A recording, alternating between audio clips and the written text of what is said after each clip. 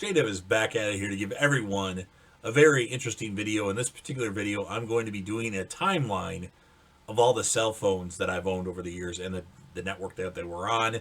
Before I get into the main timeline, there's a couple of phones that I had as backup phones, like multiple phones that I carried around, and I wanted to give them a shout out because they were interesting phones. Not my main number, but phones I used as an extra phone for maybe data or maybe just to have another phone in case something happens to my one phone, the battery dies and I'm not near a charger, because that's before I used to carry a charger with me all the time. But let's start it off on the Sprint network, which was the main company I've been with over the years.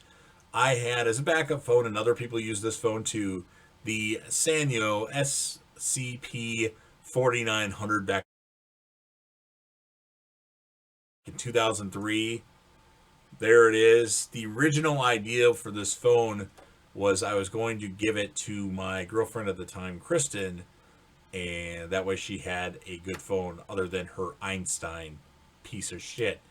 But didn't work out, so I had an extra phone, and then I decided I want to be cool and carry two phones and eventually give the phone to other people that I know when they didn't have a phone or they needed a different phone because of their phone sucking. But I'll tell you something. This phone, now it's not going to turn on right now because I haven't charged it in a while, but I guarantee if I got to see, I have a charger for it. If I grab the charger, it would charge up, and the phone is awesome. Signal strength wise, this phone is amazing. It works excellent on the Sprint network. I should say, used to work excellent on the Sprint network. Probably doesn't work anymore because Sprint's really not Sprint anymore. It's T-Mobile. But it worked amazing on the Sprint network. The Vision, which that's what they had. It wasn't internet. It was Vision. Worked well, obviously very slow because it was 2003, but I really enjoyed this phone. I should have made it my primary phone, actually, because it was that good. Another phone that I carried as a backup on the Sprint network, and story behind this. So actually, I worked for Sprint, and this phone that I'm about to talk about was our store demo phone. Well, one day, somebody stole it from the place I worked for, and they didn't know who took it, and nobody saw anybody take it, so they just switched the phone to a different phone because it was our store's demo cell phone. And then one day somebody came to the kiosk to try to activate it, and I'm like, this is a stolen phone. And then it looked familiar to me. I'm like, wait a minute, that's our store cell phone. Sure enough, I looked into it, and it was. So I got like the freeze that was put on it taken off, and then I asked my Sprint rep, like, what do we do with this phone? He's like, I don't know. Do you want to put it on your line? I'm like, if I'm allowed to. I don't want anybody to think I took it because I didn't. But anyway, the Samsung A920 was an excellent phone. And the really cool feature about this phone, or, well, yeah, I guess it's a feature. See the side there? Those are speakers. This phone is loud as hell. Signal strength wise, I don't think it compares to the Sanyo A4900, but it worked very well. It was a good phone, and it was a good secondary phone to play around with and show off to people. I had that for about a year and a half until I stopped utilizing it. And then the next phone that I carried around as a secondary phone, it was about 2007, probably 2007, I think, the Motorola Q. On the Sprint network. I don't remember if it had a specific model number. I don't have the phone anymore, and I actually don't remember what I did with that phone. I did something to it where I don't actually have the phone in my possession anymore, but I had it for about a year. It was a phone I used for business. It was like a PDA phone just to have another backup phone in case something happened to my one phone, battery died or something, because at the time, I didn't carry around a cell phone charger with me like I do everywhere I go now. I always have a cell phone charger in my coat pocket just because, or in my pants pocket or short pocket, because I don't want my phone to die. I want it always at 50% or higher. So the Motorola Q, it didn't work as good as other phones that I've had in the past, but it was a good internet phone, I guess, for the most part. So that's my story about that. And the last phone that I carried around as a secondary phone for about 6 months, it was with Verizon actually, because I was tired of Sprint being really slow. Like my internet would just sit there and load and load and load and load and bluffing, and it just bluffering, and it would never work. eventually until I turned the phone off. So I got another phone, tested out a new network, and that would be with Verizon, the Samsung Galaxy S10. I don't actually have that phone in my possession anymore because my roommate has it now. It's on, he's on my account, and he's utilizing that phone because it was newer than his Galaxy S9 that he had. But it worked a while. I used a lot of my apps on that phone, like for internet, like I did Facebook, Snapchat, my fantasy leagues, everything internet based. I basically did on that phone because it worked a lot better than any Sprint phone that I had, unfortunately. So those are or I should say, that's the history of the phones that I had as secondary phones on the Sprint slash Verizon network. Now we'll start the timeline of the phones that I owned as my main phone. And starting off will be with Primeco back in 1999. I had the Qualcomm QCP 2700. As you can see, the phone was a tank. It was a brick, not the Saved by the Bell phone, but it was old. It was a good phone. I mean, I don't think I ever had a problem with it as far as reception. It wasn't meant for internet or anything at the time, so I don't think it even went on the internet. But it was a good phone. I enjoyed it, and eventually, Primeco got bought out by Verizon, and then when that happened, I just didn't like Verizon at all. So, because I bought my girlfriend at the time a phone through Sprint, and I thought they were really cool phones, I went to Sprint and eventually got the LG TP 1100. Let's just say the phone didn't work very good. I didn't get reception in my house. It had very basic internet features on it, like very basic. Um, but I had a house phone, so I would utilize that when I was at home, and then my cell phone would be when I was out and about. But that was 2001 into sometime in 2002 that I utilized that phone, and then after that, the phone I went to, and it was quite a bit of a difference, and that would be the Sanyo 8100. I love the Sanyo 8000 series, except for one of the phones. So 75% of those phones that I owned were good. One of them was just okay. But the Sanyo 8100 rivaled the Sanyo the Sanyo 4900, this phone, in signal strength. Was amazing. It did great for that.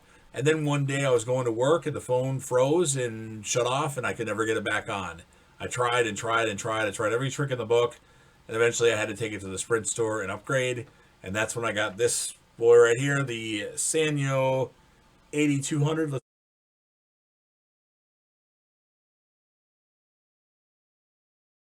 see if this one will turn on. It will if I charge it. I haven't charged this one in a while, though. This phone was a decent phone, but signal strength wise, it sucked. And that's kind of surprising. For a Sanyo phone, usually those phones all work amazing. But it's very durable. Like, it still works pretty good. A little beat up, though. It got bumped in my pocket against keys a lot, I guess. So it was an okay phone. And then at the end of 2005, like October, November, December, sometime there, I upgraded to one of my favorite phones. And that would be the Sanyo. Well, that's not the right one. The Sanyo 8300. This wasn't the right thing I had on it. I had the maroon red thing on it, but this was an amazing phone. I'm a Chicago Bulls fan. I thought it was cool that I had a red phone that looked like the Chicago Bulls. Great signal strength, really loud speaker. Not as loud as that Samsung phone that I showed you. This one is really loud for speakers.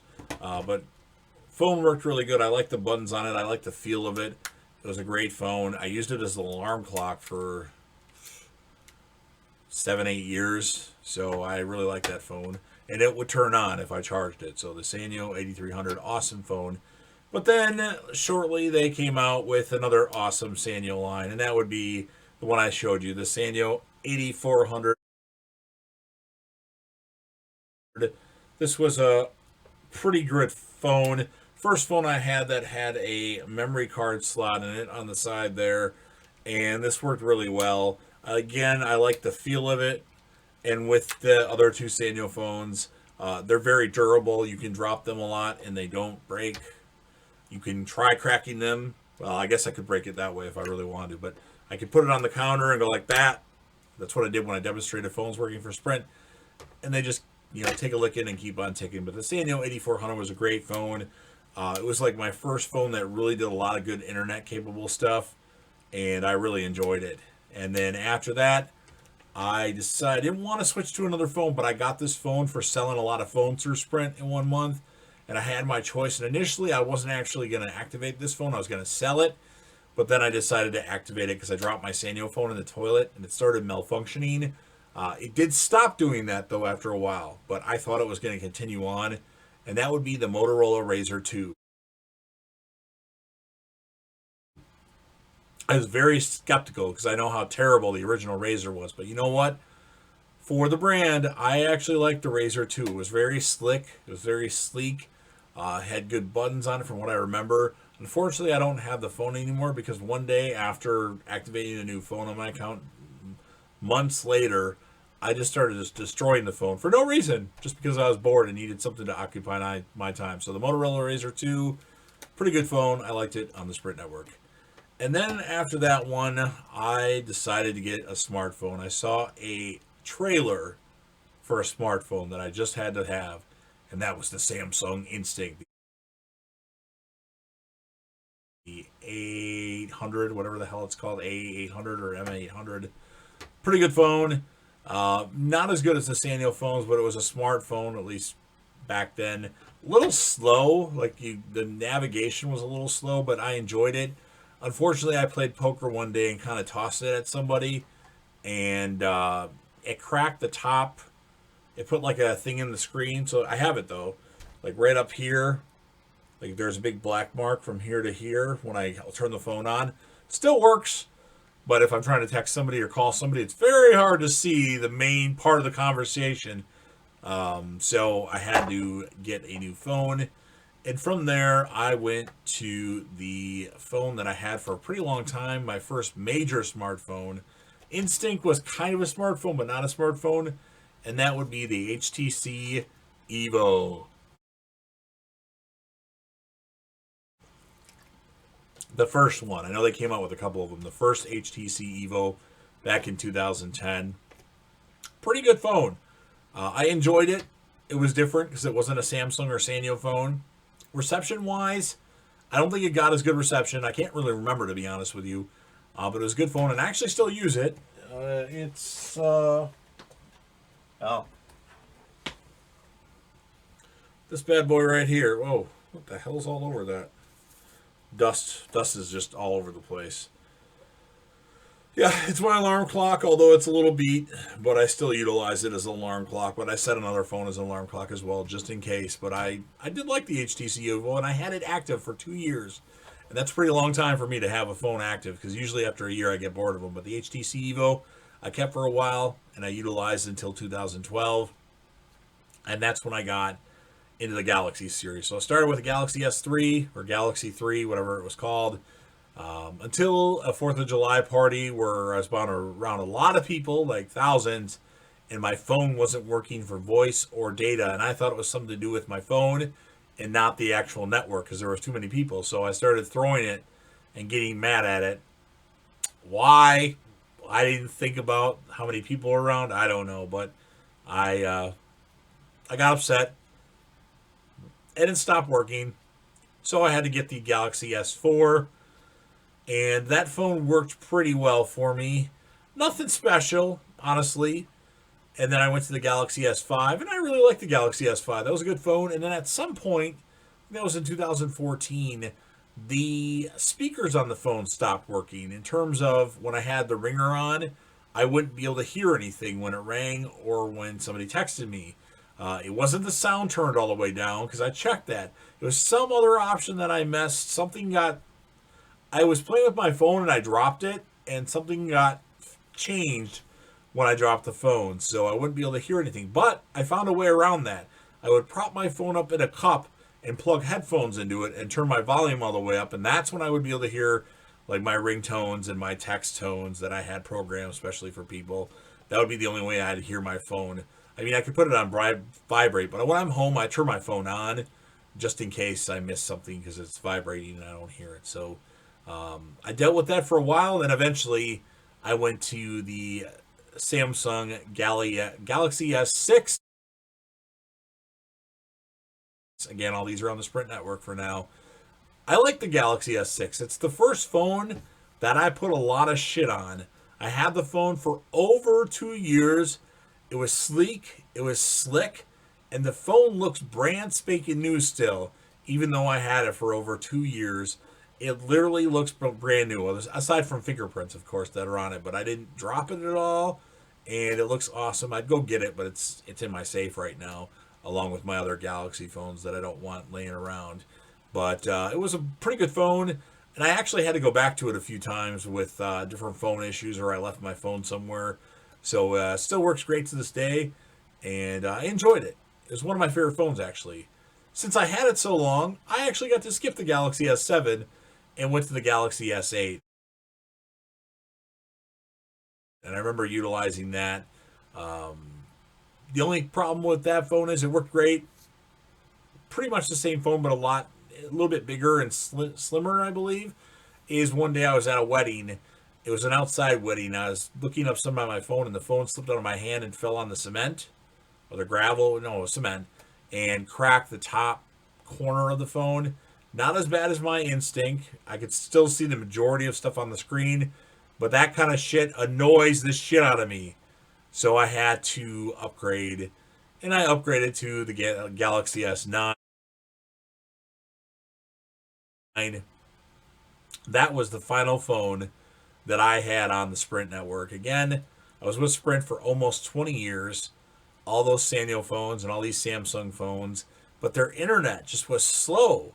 It didn't work. Like, I'd go online, I'd think about it, and that's when I tried Verizon. But the Galaxy S9 wasn't a bad phone. I liked it. It pretty much the same as all those Galaxy phones that I mentioned beforehand, to be honest with you. But after that, I decided I wanted to try Verizon. That's when I tried the Galaxy S10 as a backup phone, so I carry around the 9 and the 10 on me. I'd use the Galaxy S10 on Verizon for all my internet stuff, and I'd use the Sprint phone for calling and texting, although calling probably works better on Verizon too. Another problem that I had with Sprint phones toward the end there is every time I go to send a message and think about it, and then say message failed. I don't know if it's the Sprint network. I don't know if it's the phone. It's probably the network. I'd restart everything, I'd update everything, I'd update the PRL, and it would still do that most of the time. And it really annoyed the shit out of me. Mostly when I was at home and in an area where there wasn't a lot of reception. If I was in a place that had great reception, it typically worked. But I went to, eventually, the Verizon. I got my own phone on Verizon. That was my main line. And the first one I got was the Samsung Galaxy S20 Ultra. Pretty good phone. I enjoyed it quite a bit. In fact, I still use it. I have some apps on it that I utilize that I haven't switched over to my new phone. I didn't need to get a new phone. In fact, this one is probably better than the other one. The price point is really high on this one. I went to the Galaxy S21 Ultra. That one's supposed to have a better processor and a better battery life. I don't notice it. Honestly, I should have stuck with the S21 or S20 because I already had it paid off. But it is what it is. I'm waiting for the S22 to come out next year already. But the S20, great phone, great network, works really well. And it's my alarm clock right now with my HTC Evo that I somehow, some way still use an alarm clock. And then, of course, like I'd mentioned, I've got the Samsung Galaxy S21 Ultra. Nice phone, but seems just a little slower, and the battery life doesn't seem as good as the S20, even though it's supposed to be better. So that is the list of phones I've had. I know I've been rambling for a while. I hope you enjoyed the video. If you're a fan of cell phones and you like this video, or if you like any of the phones that I had, go ahead and smash that like button. If you know anybody that would be interested in hearing this timeline of cell phones, share the video with them. Leave me a comment in the comment section. You can talk about your favorite phones, favorite devices that you've had, whatever you want to talk about. And last but certainly not least, don't forget that sub button. Subscribe to the channel, join the team, show your support, show your damn support, and be a part of something special, as JDev will return.